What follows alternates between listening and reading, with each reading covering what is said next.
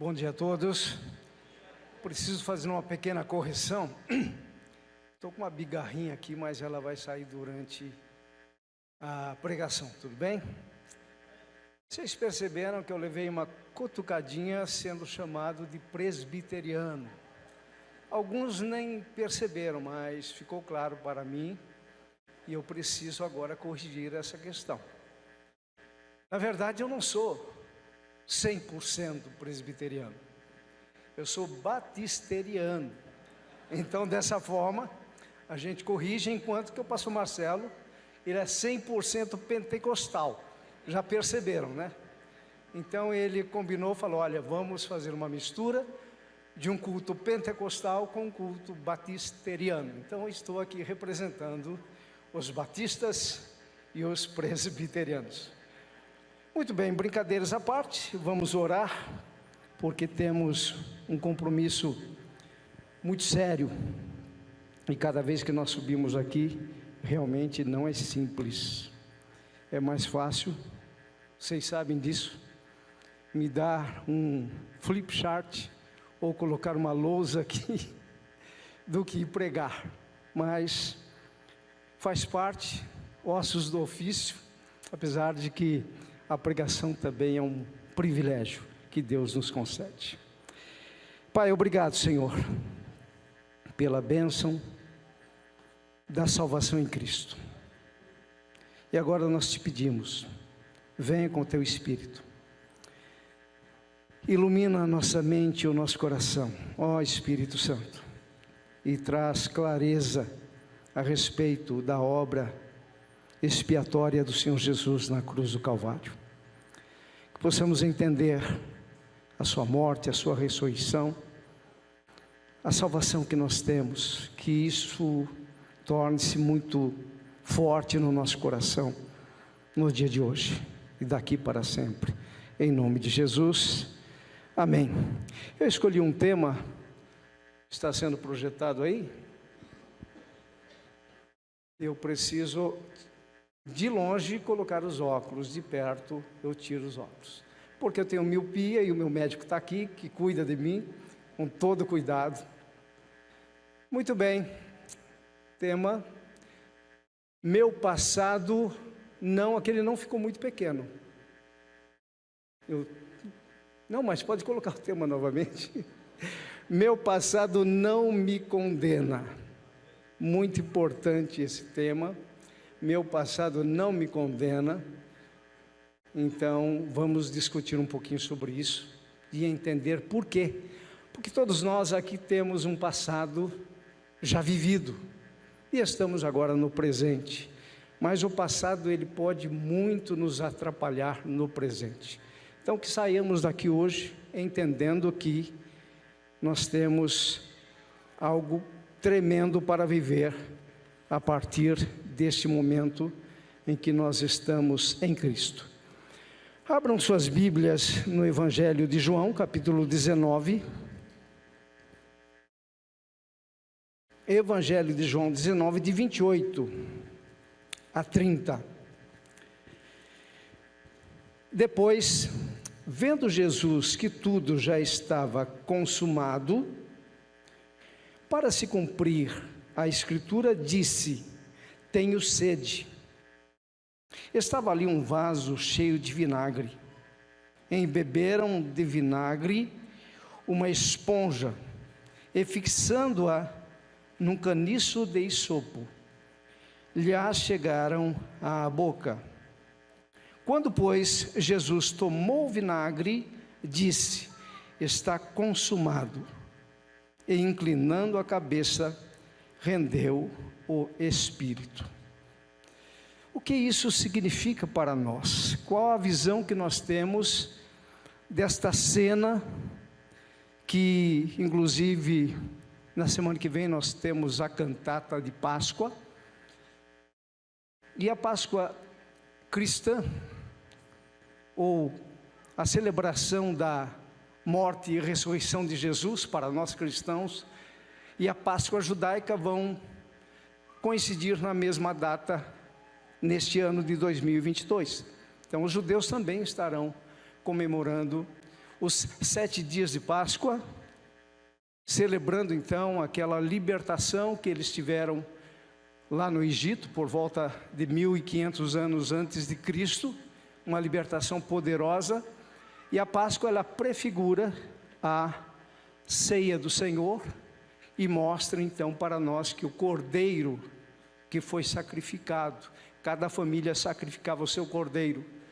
O cordeiro imaculado de Deus foi sacrificado na Páscoa, num dia de Páscoa, e nós temos então hoje comemoração, ou na semana que vem, a comemoração da morte e ressurreição do cordeiro, que na verdade foi morto antes da fundação do mundo. Eis aí um grande mistério. Mas quantos de nós podemos afirmar com certeza que o nosso passado não nos condena? Já parou para pensar nessa pergunta? Olhe para o seu passado. Você pode afirmar com certeza que o seu passado não te condena, ou você ainda, mesmo sendo um cristão, enfrenta dificuldades com o seu passado? Quantos de nós são impedidos, vejam isso, de desenvolver uma vida espiritual sadia, devido às lembranças negativas do passado e do pecado que nos assedia? Quantos de nós? Mais uma pergunta. Quantos de nós, por causa do sentimento de culpa, somos impedidos de testemunhar do poder de Deus? Se nós dermos uma olhadinha, vamos caminhar um pouco agora para Romanos, para nós podermos então embasar e sustentar esse tema. Romanos capítulo 5, versículo 12. Vejam lá. Portanto, assim como por um só homem entrou o pecado no mundo, e pelo pecado a morte, assim também a morte passou a todos os homens, porque todos pecaram. Nós potencialmente estávamos em Adão quando Adão pecou. Isso tem que ficar muito claro para nós entendermos o que aconteceu na cruz. Mas no versículo 18 nós temos uma solução divina. Aí mesmo, Romanos capítulo 5, versículo 18. Pois assim como por uma única ofensa veio o juízo sobre todos os homens para a condenação, assim também por um só ato de justiça veio a graça sobre todos os homens para a justificação que dá vida. Então o que nós temos que entender? Que Deus nos criou perfeitos. Nós tínhamos um relacionamento perfeito com Deus através dos nossos pais. Nós somos descendentes, todos nós aqui, de Adão e Eva, tanto é que nós estamos aqui. Porém, em Gênesis capítulo 3 nós vamos ver a queda do homem. A partir do momento em que houve a queda, é isso que Paulo está dizendo, por um só homem entrou o pecado no mundo. A queda de Adão provocou uma multiplicação de seres humanos pecadores. Alguns chamam isso de depravação total. Não a depravação, aquela depravação que a gente às vezes pensa quando vê um homem totalmente depravado. Mas essa depravação total no sentido de que a partir daquele momento o homem está debaixo do pecado. E essa condição de estar debaixo do pecado é suficiente, foi suficiente para que toda a humanidade fosse condenada. E é aqui que nós temos que parar e pensar. Porque se não, a Bíblia diz que potencialmente nós estávamos em Adão, eu preciso sair dessa condição. Só que eu não tenho força por mim mesmo de sair, e nem tenho condições de reconhecer que eu estou debaixo dessa condição de pecado. Então, o que é preciso ser feito? Se eu não estou em condições plenas de reconhecer a minha situação de pecador, eu preciso de uma interferência divina. Por quê? Por causa desta situação. Então, no decreto celestial da Trindade, nós vamos ver Deus decretando o plano dele para salvar o homem. Não me pergunte por que Deus não evitou a queda. Nós não sabemos responder. Deus, na sua onisciência, onipotência, poderia muito bem impedir a queda do homem, mas Ele não impediu. Mas Ele providenciou algo depois da queda. E isso é que nós queremos reconhecer hoje. E então, depois da queda, houve uma depravação e nós estamos debaixo da condenação. Deus, sabendo disso, Ele decreta a nossa redenção em Cristo. O Filho executa essa obra. E é isso que Ele está fazendo aqui no Evangelho de João, capítulo 19, executando a obra. E o Espírito Santo aplica esta obra da redenção nos nossos corações. Por causa disso é que eu posso afirmar que meu passado não me condena.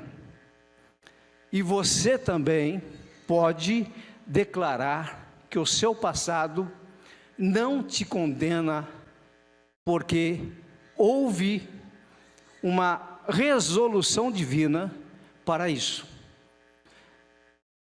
Se não fosse a providência de Deus, se não fosse o decreto divino, antes da fundação do mundo, nós não poderíamos fazer essa declaração e todos nós estaríamos sendo encaminhados para o lago de fogo e enxofre que foi separado para Satanás e seus anjos. Então vamos agora, depois dessa longa introdução, verificar apenas 4 motivos. Agora é rápido, tá? É coisa de presbiteriano e de batista. 4 motivos. Teríamos centenas ou mais para afirmar que o nosso passado não nos condena, não pode nos condenar. Então, para não precisar guardar as centenas, vamos apenas aqui com 4 unidades de motivos. Primeiro motivo, por que o meu passado não me condena? Porque eu sou nova criação em Cristo. Então isso é importante. Pegue essa verdade que está na segunda carta, ou melhor, é na segunda carta mesmo, né, de Paulo aos Coríntios, capítulo 5, 17. Ele diz assim: e assim, se alguém está em Cristo, é nova criatura. E olha o que ele vai dizer: as coisas antigas já passaram, eis que se fizeram novas. Você pode dizer: eu não vejo esta verdade na minha vida. Nós não podemos viver de experiências humanas. Entendam que a vida cristã é uma vida pautada e baseada na fé. Significa dizer o seguinte, que independente da sua experiência, isso não altera uma verdade bíblica. Aquilo que Deus declara sobre você, Ele não vai mudar nunca. Deus é imutável nas suas promessas. É um atributo divino a imutabilidade. Nós não. E graças a Deus que nós não somos imutáveis. Porque se nós fôssemos imutáveis, muitas vezes nós poderíamos nos tornar muito teimosos. Porque nós erramos, devemos mudar. Por isso, Deus nos dá a graça de nos ensinar para que nós possamos mudar. Mas Deus não, Ele é imutável por causa do seu atributo divino da imutabilidade. Então isso que Deus afirma, que se alguém está em Cristo é nova criatura, é uma verdade. Então veja só, a união com Cristo resume a nossa experiência de redenção, justificação, santificação e glorificação. 4 doutrinas fundamentais, básicas para o nosso crescimento espiritual, que eu não poderia falar sobre elas, mas a redenção, por exemplo, é na verdade o nosso resgate. Deus nos resgatou através da morte do seu Filho. Então você vai entendendo que algo que Deus providenciou foi a nossa redenção, a nossa compra. Sabe quando alguém paga o preço por alguma coisa? Tem direito a ele, por isso nós somos nova criatura. A NVI já deu uma corrigida nessa versão para nova criação, que é a melhor ideia aí que Paulo quis transmitir. Então, resume a nossa experiência de redenção, porque em Cristo nós fomos comprados, lavados e purificados no seu sangue. Também, isso fala a nós de justificação, que é exatamente Deus justo, justificando o injusto. Por isso que não é uma doutrina fácil de entender. Na justificação, é um ato divino e Deus justifica o injusto. Na lei dos homens, nenhum injusto vai ser livre da penalidade. Mas na lei divina, em Cristo Jesus, Ele nos justifica. Então eu posso olhar para a cruz e dizer: a minha justificação foi garantida. Não por méritos humanos, eu não tive valor nenhum para Deus olhar no corredor da história e dizer: eu vou justificar os céus, porque Ele é bonzinho assim, assim, assim, assim. Eu não vou justificar aquele outro, porque ele é ruim. Então entendam, a justificação ela não tem mérito. O mérito exclusivo é de Cristo. E depois nós temos também a santificação. E quando nós não entendemos tudo, nós achamos então que porque eu sou justificado sem méritos, eu posso levar uma vida desregrada. Não, porque a palavra de Deus é perfeita. E depois que Paulo fala da justificação no capítulo 3, 4 e 5 de Romanos, no capítulo 6 ele fala da santificação. E a santificação, na verdade, é uma ação divina e uma ação do homem. Nós respondemos a Deus pela santificação. Santificação é separado, é uma separação e ela é presente. Nós estamos num processo de santificação. Porém, Deus tem para nós também algo futuro, que é a glorificação. A glorificação, da mesma forma que a justificação, é um ato divino. Ninguém aqui se autoglorifica. Nós estamos aguardando no futuro aquele momento de um piscar de olhos em que nós passaremos desse corpo, nós deixaremos esse corpo que adoece, que envelhece. Meus cabelos estão brancos, minhas barbas, nunca usei barba, nunca. Aí eu falei, vamos ver como que fica. Aproveitei a pandemia, agora estou com dificuldade de tirar a barba. Eu pensei que viria uma barba preta, mas olha só, vocês são testemunhas. Algo bom aconteceu depois que eu deixei barba. Tem um pastor aqui na igreja que me chama agora de Senhor. Ele fala assim, o Senhor pode pregar dia tal? Eu não sei se é um elogio. Bom, vamos continuar aqui.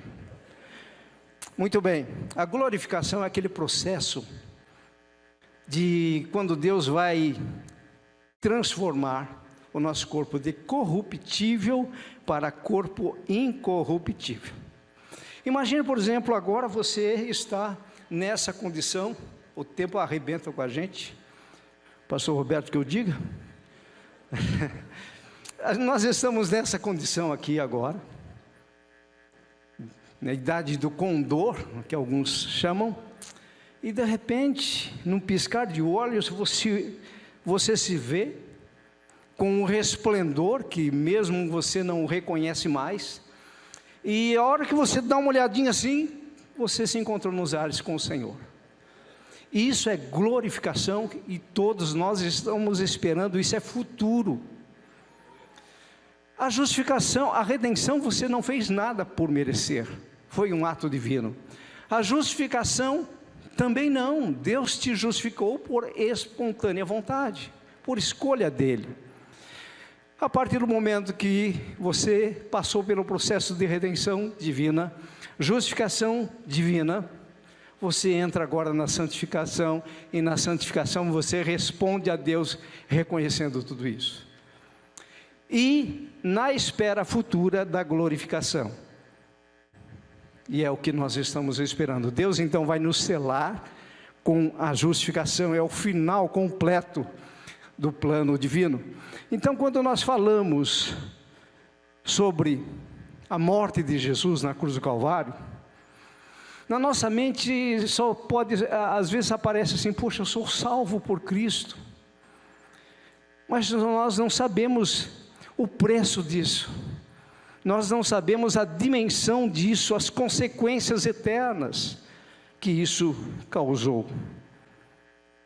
Portanto, a condição de nova criatura, nesse versículo, é estar em Cristo.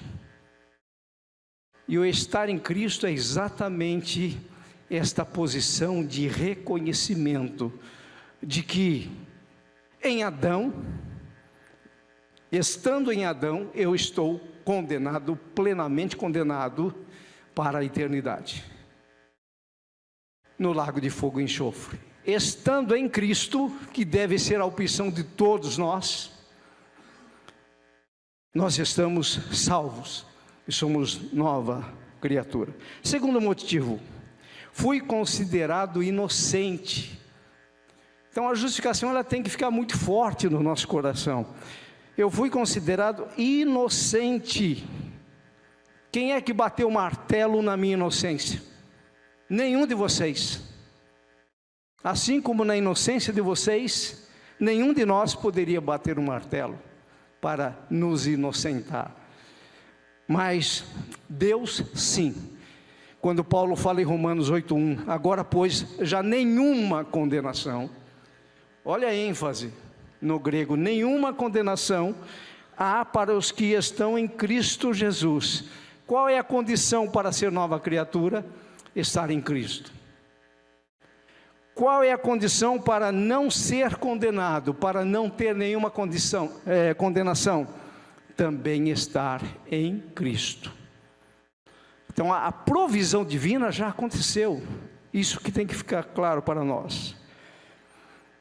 A condenação é uma sentença condenatória, que dá direito legal a Deus, para no dia do juízo dizer: você rejeitou a Cristo, você portanto está condenado. O difícil é morrer sem essa informação, mas todos nós que aqui estamos sabemos disso, todos os domingos isso que eu estou falando, é pregado praticamente a mesma coisa. A morte de Jesus foi vicária. Esse termo, vicário, significa que a morte dele foi substitutiva. Existe uma doutrina chamada doutrina da substituição penal, que passa ainda por um processo de estudo. Mas essa doutrina é muito interessante, porque ela fala sobre a morte substitutiva de Jesus no meu e no seu lugar.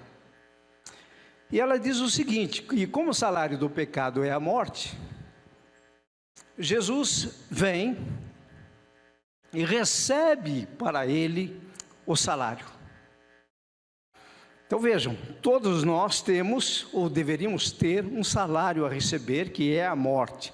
E essa morte não é a morte física, é a segunda morte, que é exatamente a condenação eterna. Então, no decreto divino, o Filho assume a minha substituição. E ele então vai receber o meu salário. Qual era o salário? A morte. Quando Jesus aceita me substituir, ele fala para o Pai: o salário dos céus agora é meu. E então na cruz do Calvário ele me substituiu. Penalmente ele pagou, ele recebeu o meu salário e ele pagou todos os meus pecados. E isso me dá condição plena de ser aceito por Deus. Essa é a única forma que Deus aceita de libertação de alguém. Terceiro motivo: minha dívida foi quitada. Que coisa! Sabe o que é ter uma dívida quitada? É que, na verdade, as nossas dívidas às vezes são pequenas quando nós temos. Ou até, alguns já tiveram dívidas muito altas. Vamos pegar uma dívida aí, vamos caprichar, né? Vocês vão ver que eu vou caprichar na dívida, porém ela vai se tornar pequena ainda. Uma dívida de 100 milhões de dólares, somente Stanley conseguiria pagar.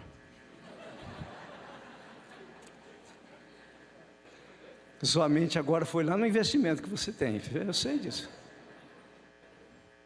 É muito dinheiro. Só que perante Deus a nossa dívida é impagável, não dá para mensurar. E então quando Jesus vai para a cruz, como nós lemos, lá no finalzinho do versículo 30, ele vai, de João 19:30, ele vai dizer uma palavra, que no grego é tetelestai. Tetelestai. Essa palavra significa, foi traduzida por está consumado. Olha que interessante. Nas minhas pesquisas eu descobri que essa palavra é a palavra grega usada para a frase está consumado. E aí, recibos de impostos em papiro foram encontrados com a palavra grega tetelestai, escrita neles, o que significa liquidado. Eu quero que vocês entendam o peso dessas palavras. Nós precisamos sair daqui entendendo essa verdade. Para Deus isso tem um peso de pagar todas as nossas dívidas de uma forma que nós não podemos mensurar. Então, Jesus disse ao Pai, lembram que o Pai decreta, o Filho executa? Ele está aqui executando essa penalidade, esse preço do pecado. Ele está executando aqui. E é o Espírito Santo quem está nos iluminando para entender, e Ele aplica essa verdade nos nossos corações. Então, quando você vai para o versículo, ou melhor, quando você vai agora para a carta de Paulo aos Colossenses, no capítulo 2, versículo 14, você vai ver o seguinte: tendo cancelado o escrito de dívida, que era contra nós, e que constava de ordenanças, o qual nos era prejudicial. Olha a palavra agora, removeu-o inteiramente, encravando-o na cruz, Colossenses 2,14. Então, essa questão, tendo Ou seja, alguém fez isso. Então você pode colocar o pronome pessoal ele, Jesus. Cancelado o escrito de dívida. Então nesse caso, o tetelestai significa que o nosso pecado, prestem atenção nisso, ou os nossos pecados, nunca poderão ser punidos outra vez, já que isto violaria a justiça divina. Vamos pensar nisso? Se o pecado já foi punido, o pecado não pode ser punido duas vezes. Significa dizer que nós estamos livres da ira divina. Não tem mais como Deus nos condenar. Dá para entender? Deus assume a responsabilidade, e mesmo que eu não saiba dessas verdades, e venha o acusador e fala: olha, a vida do pastor Celso, como está? Deus não vai olhar para a minha vida é importante para Ele, sim, mas Ele vai olhar para quem cumpriu aquilo que a lei exigia. Então houve um pagamento total de dívida, e o pecado não pode mais ser punido duas vezes. Além disso, vejam só, tetelestai é um verbo que expressa uma ação acabada no passado. Ou seja, é algo realizado. Então, Jesus não vai morrer uma segunda vez. A obra de Deus foi perfeita, executada uma única vez no passado. Agora veja, entretanto, os efeitos dessa ação passada ainda continuam a existir de maneira real nos dias de hoje e por toda a eternidade. Então, na eternidade isso vai se descortinar de uma tal forma na nossa mente, que é isso que vai nos mover durante a eternidade, para nós adorarmos o Pai, o Filho e o Espírito. Porque vai ficar claro para nós, aqui nós não temos como mensurar isso, porque por mais que nós nos esforcemos com exemplos humanos, nós não conseguiremos. É por isso que Paulo fala: olha, o que foi me revelado é algo tão intenso que eu não consigo expressar, e não me é lícito dizer aquilo que ele recebeu como revelações. Muito bem,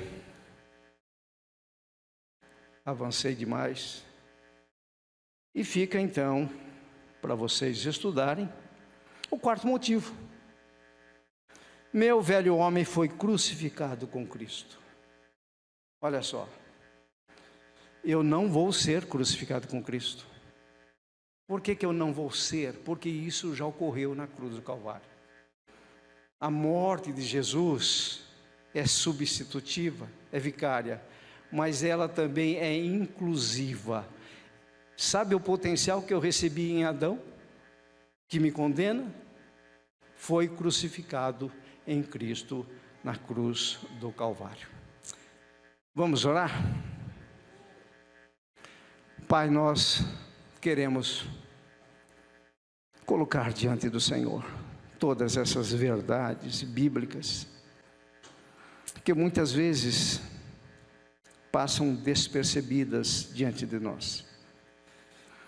Ajuda-nos, Pai, a aplicá-las de maneira forte na nossa vida diária, para que a nossa adoração seja perfeita diante do Senhor. Muito obrigado, Senhor, por aquele grito de tetelestai proclamado na cruz do Calvário, e após isso Jesus entregou o seu Espírito. Imagino a dor, Pai, mas imagino a alegria do Senhor Jesus em saber que nós seríamos salvos por causa da sua obra expiatória perfeita na cruz do Calvário. E agora, Senhor, aplica isso de uma tal forma nos nossos corações, para que nunca mais nós nos esqueçamos dessas verdades, que nunca mais nós nos esqueçamos que somos nova criatura em Cristo, que fomos considerados inocentes, apesar de não sermos, mas a justificação declara essa verdade.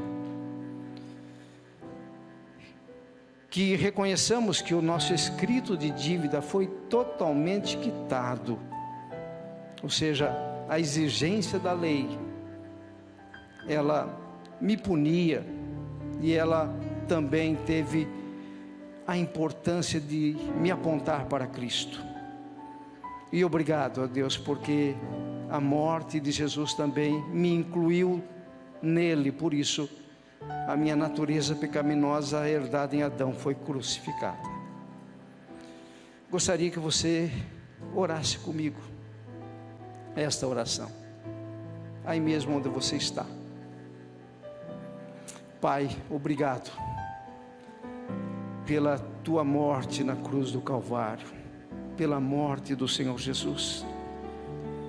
Obrigado porque Jesus me incluiu nele. Obrigado porque Jesus me substituiu.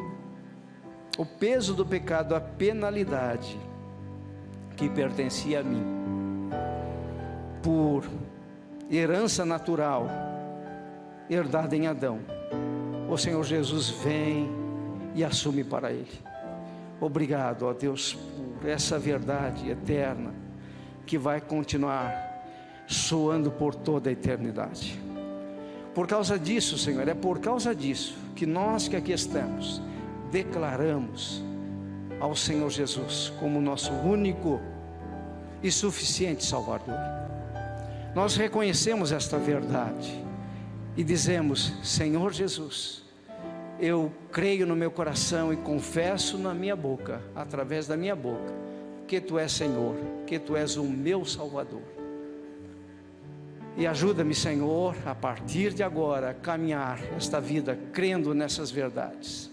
Que jamais, Pai, eu ignore essas verdades, mas que a cada dia elas se tornem mais intensas no meu coração, em nome de Jesus.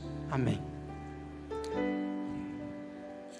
Por acaso alguém que está aqui neste lugar fez essa oração pela primeira vez? Somente quem fez pela primeira vez, eu gostaria que você levantasse uma das suas mãos.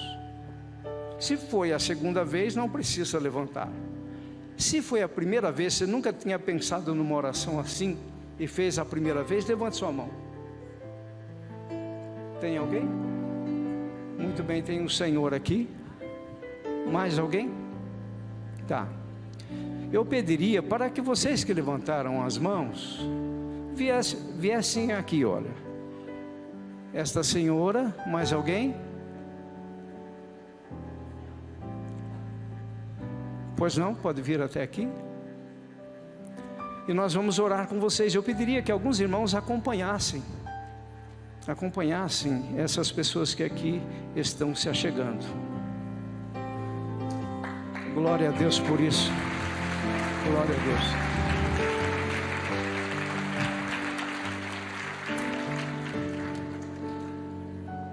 Seja bem-vinda. Deus te abençoe. Seja bem-vindo, jovem. Você também? Seja bem-vindo. Que bom que vocês estão aqui. Seja bem-vinda. Seja bem-vindo. Feliz por vocês. Os demais são membros da igreja. Orem comigo então. Pai, obrigado mais uma vez por tão grande salvação. Eu sei, ó Deus, vocês podem orar, mesmo que seja assim, em voz baixa mesmo, não tem problema.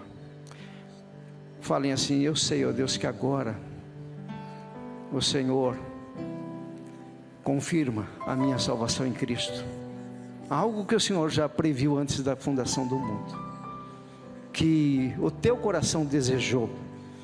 Por isso Jesus na cruz pagou todos os meus pecados.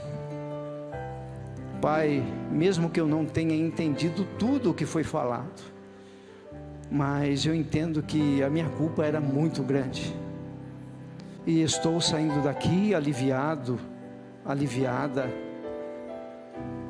porque eu creio na tua palavra. Vou estudá-la mais agora, para que essas verdades possam saltar aos meus olhos.